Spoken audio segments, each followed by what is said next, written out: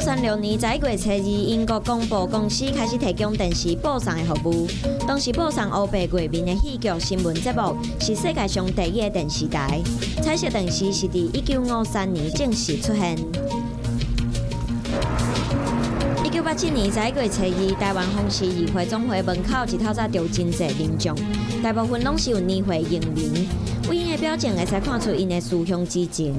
1987年，国民党中常会通过开放赴中国探亲的政策了后，11月初2开始，红十字会开始办理赴中国探亲的申请。真侪人自透早就开始伫门口等，毋茫赶紧回乡看到亲人。